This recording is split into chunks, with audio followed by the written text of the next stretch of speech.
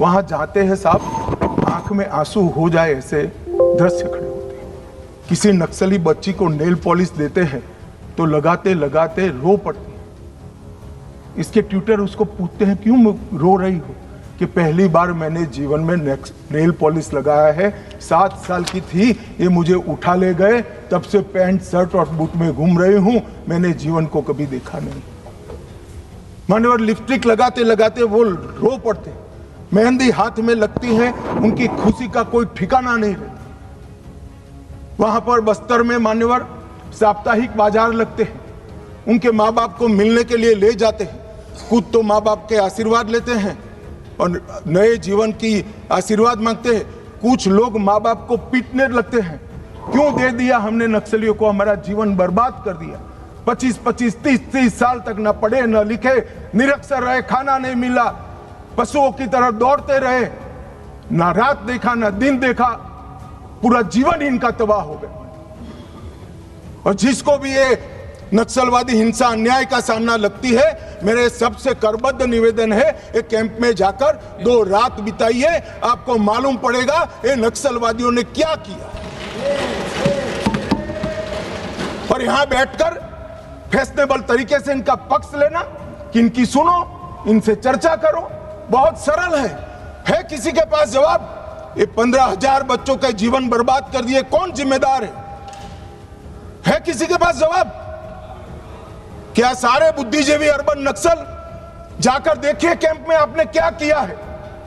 आप तो इसी चैम्बर में बैठकर कोर्ट के प्रोटेक्शन के अंदर आर्टिकल लिखते रहते हैं, वहां जीवन के जीवन उजड़ गए हैं और किसी को परवाह नहीं है।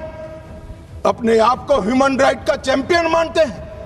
मैं पूछना चाहता हूं, 32 साल की आयु तक मेहंदी न लगाने वाली बच्ची के ह्यूमन राइट का कौन चिंता करेगा? मान्यवर, उसकी चिंता नरेंद्र मोदी करेंगे और कोई। खुद तो माँ बाप के आशीर्वाद लेते हैं और नए जीवन की आशीर्वाद मांगते हैं। कुछ लोग माँ बाप को पीटने लगते हैं, क्यों दे दिया हमने नक्सलियों को, हमारा जीवन बर्बाद कर दिया।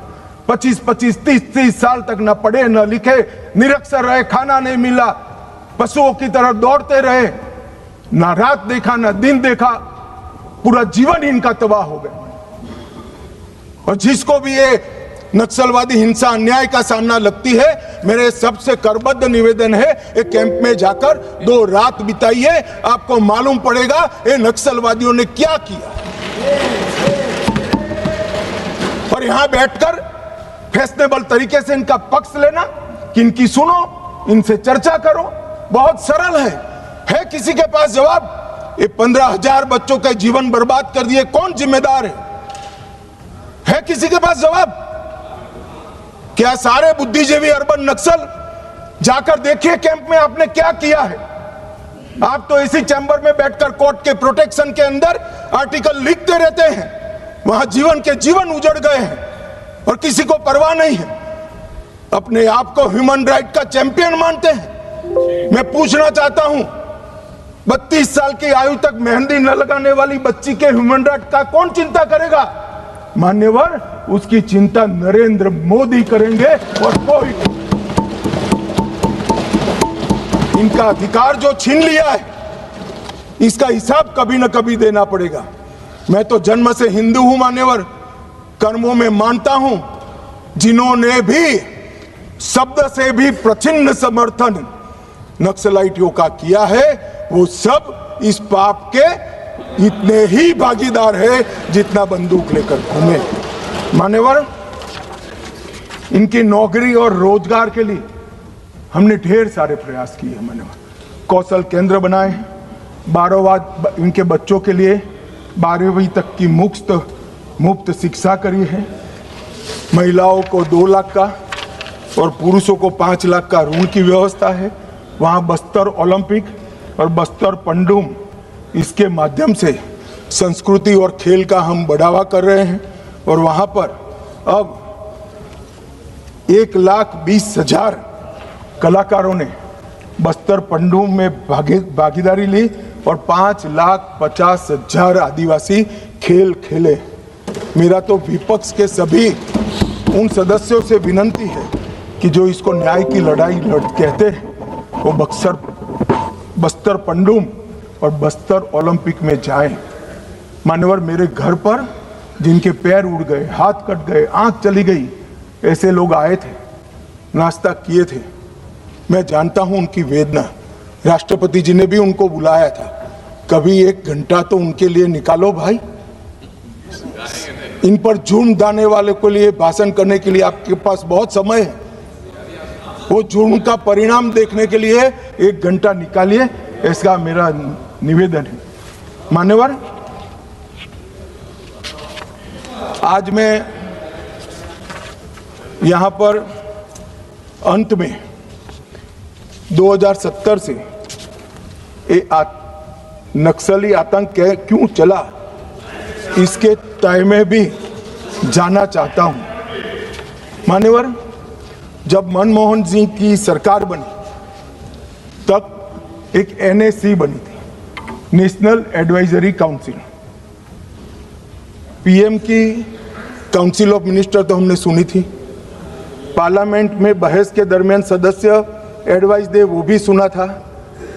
एक नई national advisory council, extra constitutional forum खड़ा किया गया जो देश के कानून बनाता था। इस फोरम में कौन था मान्यवर? सोनिया जी इसकी अध्यक्ष थी, हर्ष मंदर इसके सदस्य थे। उनके NGO अमन वेदिका में शीर्ष नक्सली नेता की पत्नी को जिम्मेदारी दी गई थी और रिकॉर्ड है कि वह उन नक्सलियों में शामिल थी जिन्होंने अपहरण के केस अर्बन एरिया में किए थे। और मान्यवर, NAC देश का नीति निर्धारण करती थी। रामदयाल मुंडा वो कहते थे नक्सल ऑपरेशन जरूरत से ज्यादा कठोर है। ये प्रच्छिन्न समर्थन ने ही नक्सलियों की हिम्मत बढ़ाई। Shabnam Hashmi, Ram Punaniya, Usha Ramanathan, NC Saxena, Jean Dreze, Farah Naqvi और मान्यवर एक विनायक सेन, वो 2010 में अदालत द्वारा दोषी पाए गए, फिर भी प्लानिंग कमीशन की हेल्थ स्टीयरिंग कमेटी और ऐसे महत्वपूर्ण पदों पर उनको रखा गया। और जयराम रमेश ने एक महेश राउत को, जो नक्सली था, उसकी रिहाई के लिए तत्कालीन कांग्रेस के मुख्यमंत्री को पत्र लिखा था। और मान्यवर, ये नंदिनी सुंदर, रामचंद्र गुहा, EAS शर्मा, ये सारे लोग सलवा जुडम के केस के साथ भी जुड़े थे।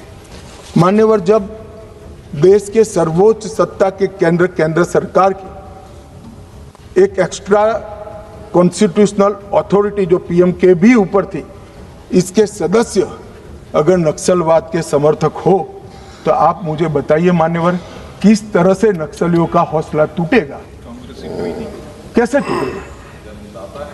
और एक कांग्रेस पार्टी ने किया था। ये भाग नहीं सकते मान्यवर, ये तो इतिहास है। और जो लोगों को विरोध है मेरी बात की, कल आने वाले दिनों में सैकड़ों पुस्तकें लिखी जाएगी जो आपके कारनामों से भरी हुई होगी। कैसे भागोगे? लोकतंत्र के अंदर किसी का आवाज दबाया नहीं जाता। मान्यवर, 2011 में मनमोहन सिंह जी ने prime minister rural development fellowship launch की। मान्यवर, उनका काम युवाओं को एक्सपोजर देना था। इसमें एक महेश राउत फेलो बने, जो महाराष्ट्र पुलिस के नक्सलियों के साथ संबंध के चलते महाराष्ट्र पुलिस के केस में जेल में गए। अब प्राइम मिनिस्टर ऑफिस ने की हुई prime minister rural development fellowship जब लॉन्च हुई तो उसका एक बेनिफिशियरी नक्सलवादी है, तो नक्सलवादियों के हौसले भला कैसे टूटेंगे? मान्यवर 2010 गृह मंत्री चिदम्बरम जी ने एक वक्तव्य दिया। चितलनाड़ छत्तीसगढ़ में एक साथ 76 जवानों को मार दिया। उसके बाद जेएनयू, जिसका अभी अमरा राम जी महिमा मंडन करते थे, जेएनयू वो यूनिवर्सिटी में उत्सव मनाया, वहां एक नृत्य किया कि 76 पुलिस के जवान मारे गए और नृत्य में जमीन पर भारत का तिरंगा बिछाकर पैर के नीचे रख कर नृत्य किया। इसका समर्थन ये मान्यवर करते हैं। मान्यवर चिदंबरम साहब 76 जवान मारे जाने के बाद किसी को खाना मुंह नहीं लगता, पानी हलक से नीचे नहीं उतरता है। मान्यवर चिदंबरम साहब ने कहा हम आपसे, मतलब कोट अनकोट है, और नक्सलियों को कह रहे, हम आपसे हथियार डालने के लिए नहीं कह सकते क्योंकि हम जानते हैं आप ऐसा नहीं करोगे, क्योंकि आप हथियारबंद आजादी की लड़ाई में विश्वास करते हैं।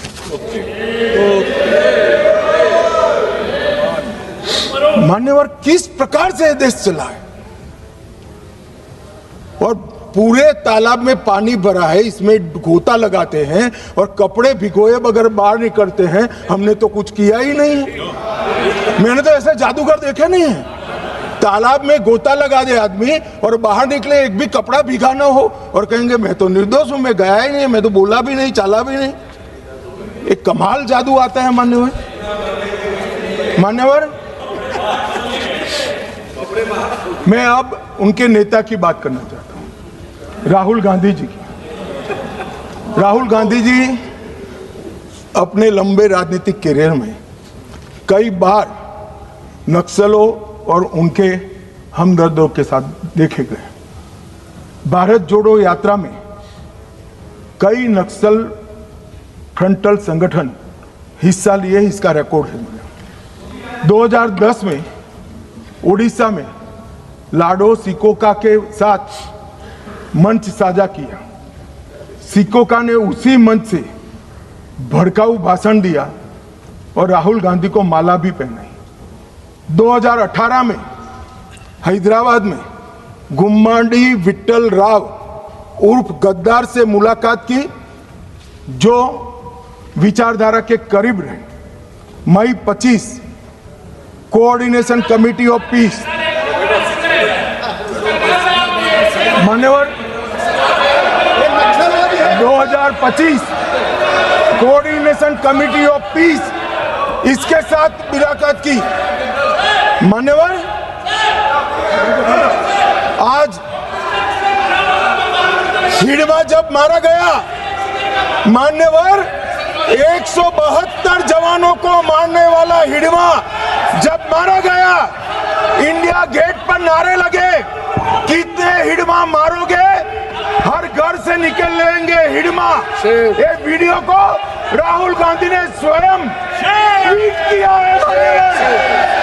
कैसे बच सकते हैं? इन्होंने 70 से लेकर मार्च 26 तक नक्सलवाद का समर्थन किया है, ये नरसंहार का समर्थन किया है, और 20,000 लोग जो मारे गए, इसका दोषी अगर कोई एक है तो कांग्रेस की वामपंथी विचारधारा वाली पार्टी। नक्सलों के साथ रहते रहते ये पार्टी और उनके नेता खुद नक्सलवादी बन गए हैं, और इसका जवाब इस देश की जनता को चुनाव में देना पड़ेगा। ये बात यहां से रुकेगी नहीं, जनता की अदालत में जाएगी मान्यवर, और इसका जवाब उनको देना पड़ेगा। मान्यवर फिर से एक बार ये लड़ाई में जो जवान जिस फोर्स के शहीद हुए हैं, अपाहिज हुए हैं, और जो नागरिक मारे गए, वो सबको पूरे सदन की ओर से मनपूर्वक श्रद्धांजलि देकर मेरी बात को पूरा करता हूं।